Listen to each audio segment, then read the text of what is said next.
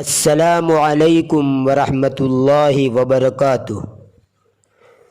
بسم اللہ الرحمن الرحیم۔ سامعین و ناظرین، دنیا میں جتنی بھی زبانیں بولی جاتی ہیں وہ تین ہی چیزوں سے مل کر بنتی ہیں۔ نمبر 1 اسم، نمبر 2 فعل، نمبر 3 حرف۔ یہ الگ بات ہے کہ اس کا نام ہر زبان میں الگ الگ ہوتا ہے۔ جیسے اسم کو انگلش میں ناؤن بولتے ہیں، فعل کو ورب کہتے ہیں اور حرف کو پریپوزیشن کہتے ہیں۔ پھر ان تینوں کی الگ الگ اعتبار سے انواع و اقسام یعنی کائنڈس اور قسمیں ہوتی ہے، جس کی وضاحت انشاءاللہ آپ کے سامنے ہوتی رہے گی۔ یہ بات یاد رہے کہ کسی بھی ایک زبان کا جو گرامر آدمی اچھی طرح سمجھ لے تو دوسری زبانوں کا گرامر خود بخود سمجھ میں آ جائے گا۔ اور یہ میں اپنا خود کا تجربہ بتاتا ہوں۔ مثلاً عربی کے اندر جس کو فاعل کہا جاتا ہے اسی کو انگریزی والے سبجیکٹ بولتے ہیں، گجراتی والے کرتا کہتے ہیں۔ اور عربی کے اندر جس کو مفعول کہا جاتا ہے انگریزی والے اس کو آبجیکٹ کہتے ہیں اور گجراتی والے کرم کہتے ہیں۔ اسی طرح عربی والے جس کو فعل کہتے ہیں انگریزی والے اس کو ورب اور گجراتی والے کاریہ کہتے ہیں۔ اگرچہ بگنرز اور ابتدائن گرامر سیکھنے والوں کو یہ ابھی سمجھ میں نہیں آئے گا، انشاءاللہ آئندہ جب وضاحت کی جائے گی تو سمجھ میں آ جائے گا۔ جو لوگ ابتدائن عربی گرامر سیکھنا چاہتے ہیں یہ کورس ان کے لیے مفید و کارآمد رہے گا، لیکن جو لوگ سیکھے ہوئے ہیں ان کے لیے بعید اور مفید رہے گا کہ ان کے سامنے سکھانے کا انداز، پڑھانے کا طریقہ اور اسلوب بیان آئے گا کہ کس طرح پڑھانا چاہیے، کس طرح سکھانا چاہیے، کس طرح ذہن میں بٹھانا چاہیے۔ بسا اوقات ایسا ہوتا ہے کہ ایک چیز بالکل نارمل اور آسان ہوتی ہے لیکن سمجھانے والا اس طریقے سے سمجھاتا ہے کہ طالبین کو وہ مشکل معلوم ہونے لگتی ہے، گویا وہ ذرے کو پہاڑ بنا کر پیش کرتا ہے۔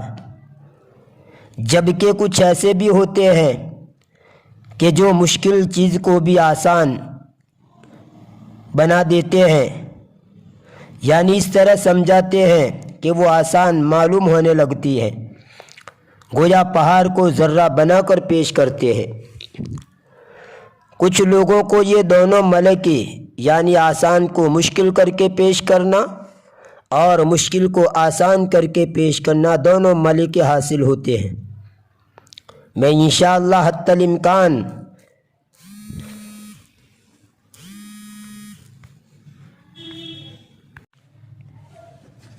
یعنی جتنا ہو سکے گا اتنا ہی آسان کر کے گرامر پیش کروں گا۔ پھر بھی اگر کسی کی سمجھ میں نہ آئے تو وہ اسی کے قصور فہم یعنی کم سمجھی کی دلیل ہے، اس میں میرا کوئی قصور نہیں۔ اللہ تعالیٰ سے دعا گو ہوں کہ وہ مجھے سمجھانے کا آسان طریقہ الہام کرے۔ تو آئیے میں کچھ بنیادی باتیں آپ کے سامنے پیش کر دوں، اس کے بعد ہم اپنی منزل کی طرف رواں دواں ہوں گے، بڑھیں گے۔ انسان جو کچھ بھی زبان سے نکالتا ہے وہ لفظ کہلاتا ہے۔ لفظ کا لغوی معنی ہے پھینکنا۔ مثلاً میں کہوں گھوڑا تو یہ گھوڑا جو کہا وہ ایک لفظ ہے، یا مثلاً میں کہوں کتا تو یہ کتا کہنا ایک لفظ ہے۔ پھر وہ لفظ دو حال سے خالی نہیں، یا تو کہا ہوا لفظ اس کا کوئی میننگ اور مطلب ہوگا، یا اس کا کوئی میننگ اور مطلب نہیں نکلے گا۔ اگر اس کا کوئی مطلب ہے تو اس کو کہیں گے موضوع، اور اگر اس کا کوئی مطلب نہیں ہے تو اس کو کہیں گے مہمل یعنی بیکار۔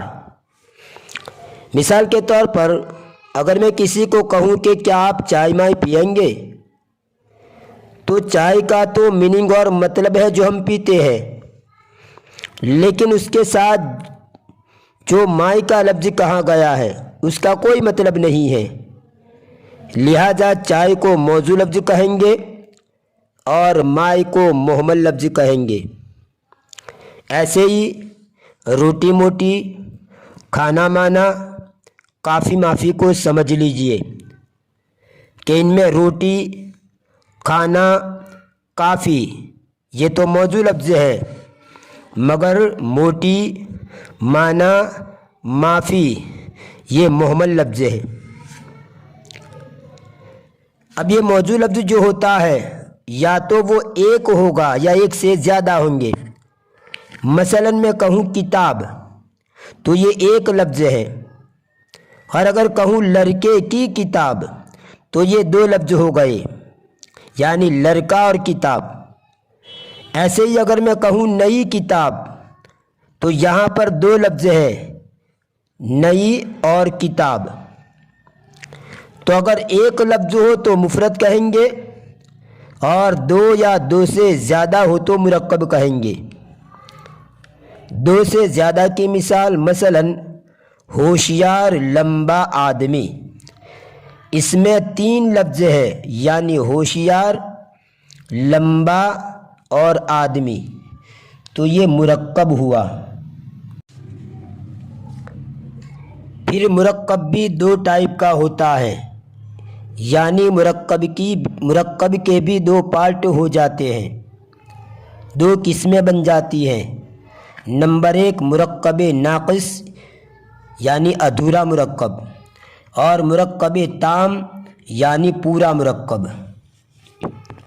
مرکب ناقص کا مطلب یہ ہوتا ہے کہ ایسے جملے کو جب بولا جائے تو بات پوری کی پوری سمجھ میں نہ آئے، اور مرکب تام کا مطلب یہ ہوتا ہے کہ ایسا جملہ کہ جس سے پوری بات سمجھ میں آ جائے۔ مثال سے سمجھیے، مثلا خالد کی کتاب، یہ مرکب ہے اس لیے کہ اس میں دو لفظ ہے، خالد اور کتاب، لیکن یہاں پوری بات سمجھ میں نہیں آتی، بس خالد کی کتاب اتنا سمجھ میں آتا ہے، تو یہ مرکب ناقص ہوا۔